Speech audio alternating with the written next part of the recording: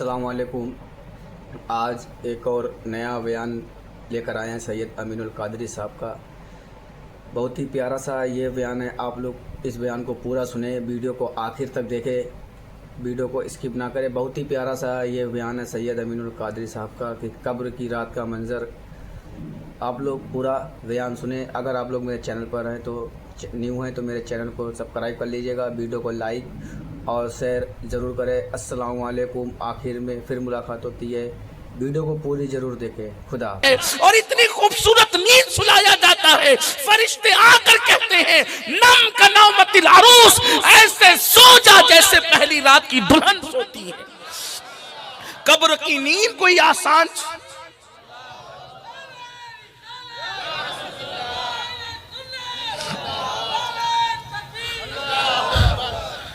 दुनिया के गद्दों पे सो तो देर तक सोने वाले की कमर दर्द करने लगती है, मगर कब्र में जो जन्नत का बिस्तरा है, अगर उस पर किसी खुश नसीब को सुला दिया जाए, अगर उस पर किसी खुश नसीब को सुला दिया जाए तो खुदा की इज्जत की कसम, जब वो सोएगा और क़यामत के दिन उठेगा तो उसको ऐसा लगेगा जैसे मैं रात को सोया था और सुबह को मैं बेदार हो गया। सुभान अल्लाह, सुभान अल्लाह। ये है जन्नत के बिस्तर की बरकत।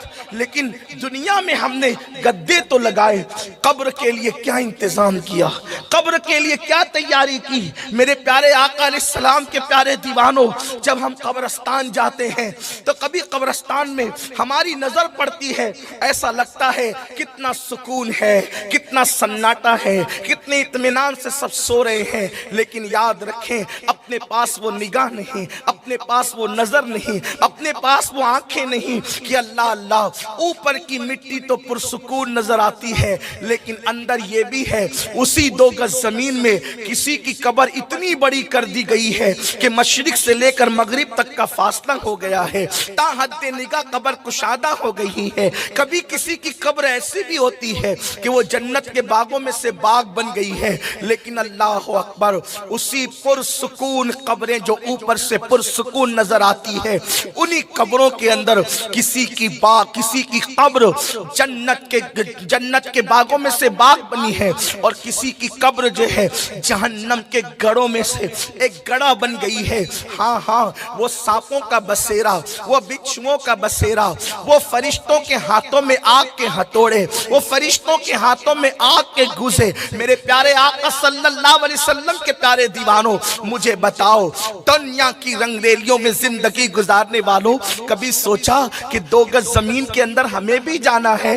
5-5 एकड़ जमीन पे इतराने वालों, 50-50 एकड़ जमीन पे इतराने वालों, 100-100 एकड़ जमीन को अपने नाम पे करने वालों, कभी सोचा भी कि मालदार भी मरेगा तो 2 गज जमीन ही मिलेगी, गरीब भी मरेगा तो 2 गज जमीन ही मिलेगी, अमीर भी मरेगा तो 2 गज जमीन ही मिलेगी, फकीर भी मरेगा तो 2 गज जमीन ही मिलेगी। आओ, उस कब्र के लिए क्या तैयारी की है मेरे प्यारे आका सल्लल्लाहु अलैहि वसल्लम के प्यारे दीवानों।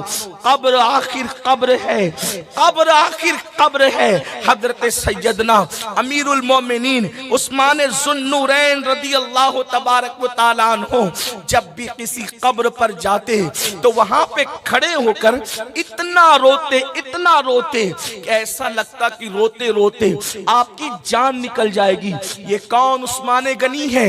ये वो उस्मान गनी जिससे 2 मरतबा रसूलुल्लाह का दामाद बनने का शरफ हासिल हुआ है। ये कौन उस्मान गनी है जिसने अपनी जिंदगी में 2 मरतबा जन्नत को खरीदा है? और अल्लाह के रसूल ने इन उस्मान गनी के लिए कहा जंगे तबूक के मौके पर कि आज के बाद उस्मान कुछ भी करे, ये कुछ भी करे में नबी का इख्तियार देखें। अल्लाह के हबीब सल्लल्लाहु अलैहि वसल्लम फरमाते कुछ भी करे, जो जी में आए करे। सरकार फरमाते ये जन्नत ही में जाएगा, कुछ भी करे जन्नत ही में जाएगा।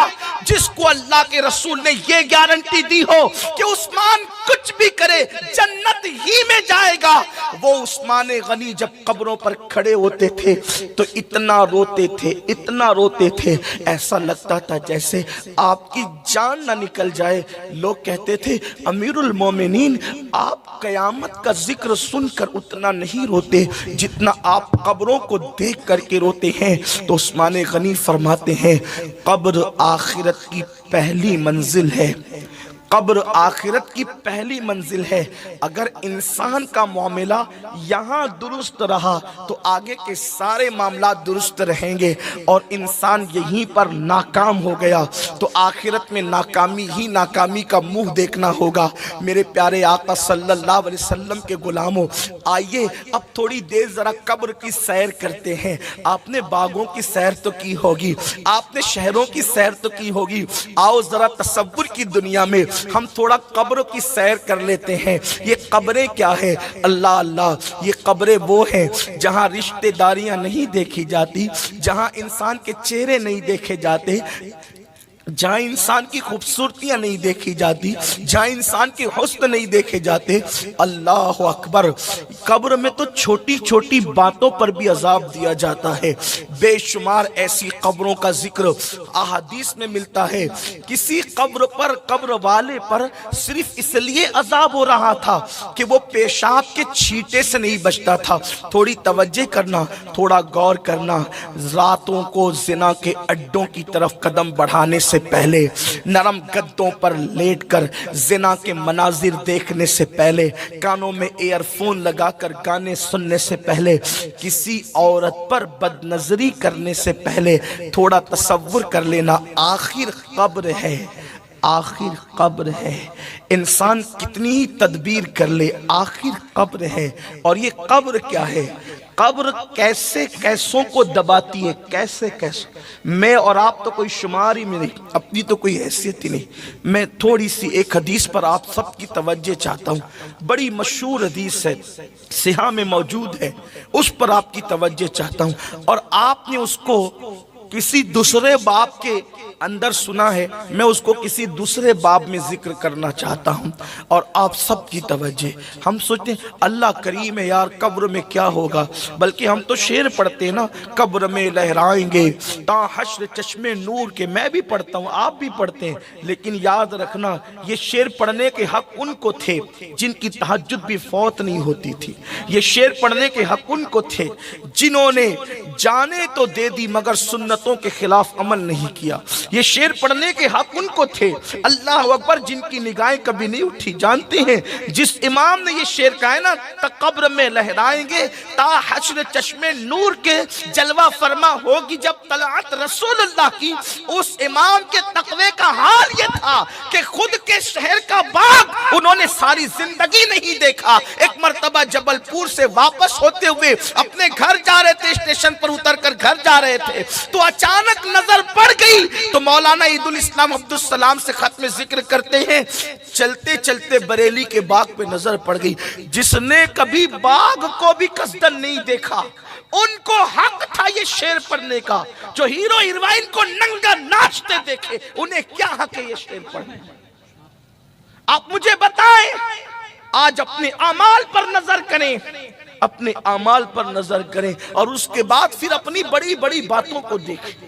آج میرا جوان اللہ والوں سے سنی ہوئی باتوں کو اپنی زبان سے دہراتا ہے، یار ہم جنت میں نہیں جائیں گے تو کون جائے گا؟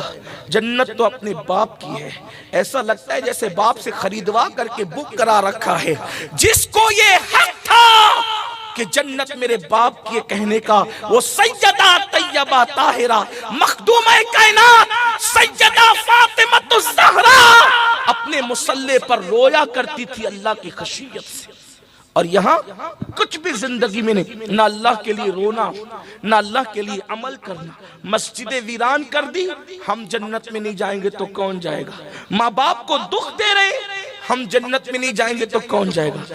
سود کے لقمے کھا رہے ہیں، ہم جنت میں نہیں جائیں گے تو کون جائے گا؟ وہ سود جس کے متعلق اللہ کے رسول صلی اللہ علیہ وآلہ وسلم فرماتے ہیں، جس نے سود کا ایک لقمہ کھایا گویا اس نے اپنی ماں کے ساتھ 36 مرتبہ زنا کیا۔